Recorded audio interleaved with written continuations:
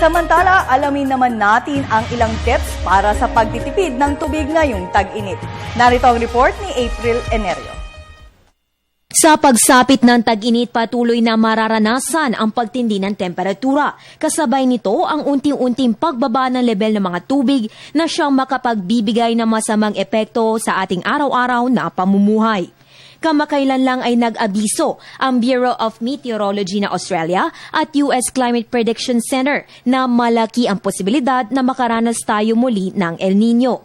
Kaya naman laging pinapayuhan ng publiko na hanggat maaari ay magtipid sa pagkonsumo ng tubig. Nabanggit sa pananaliksik ng mga dalubhasa na ang pagkakaroon ng El Nino ay may malawakang negatibong epekto sa bawat nilalang na naninirahan sa mundo. Isa dito ay ang pagkasira ng mga pananim na sadyang sa tubig lamang umaasa. Ang magiging epekto naman nito sa sangkatauhan ay ang pagtaas ng presyo ng pagkain o malalang sitwasyon ng taggutom. Tulad na lamang ng anggat na pangunahin nagsusuplay ng malinis na tubig sa buong Metro Manila at mga kalapit probinsya ay nakikitaan na din ang pagbaba ng level ng tubig. Pag ito'y nagpatuloy, maapektuhan na rin ito ang supply ng kuryente.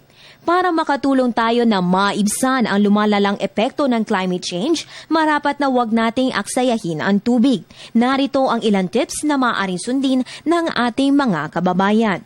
Ugaliin patayin ang gripo kung hindi ito ginagamit lalo na habang nagsisipilyo. Mas mainam naman na gumamit ng balde at tabo kaysa patuloy na bukas ang tubig kapag nagsha-shower. Maaari ring gamitin sa pag-flush ng inodoro ang mga pinagbanlawan tubig. At dahil malaking porsyento ng kuryente ay galing sa mga hydroelectric plants, marapat din na huwag tayo mag-aksaya sa paggamit nito. Tanggalin sa saksakan ng mga appliances na hindi naman ginagamit. Mas makakatipid rin tayo sa bayarin sa kuryente kung gawing isang bagsakan na lamang ang pagpaplansya.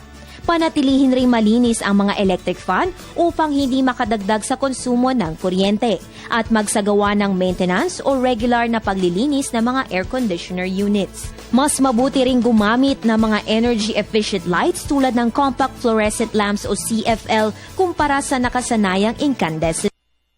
Ilan lamang ito sa mga paraang maaaring gawin para makabawas sa malaking bayarin sa kuryente lalo na ngayong panahon ng tag-init. Para sa Telebisyon ng Bayan, April Enerio.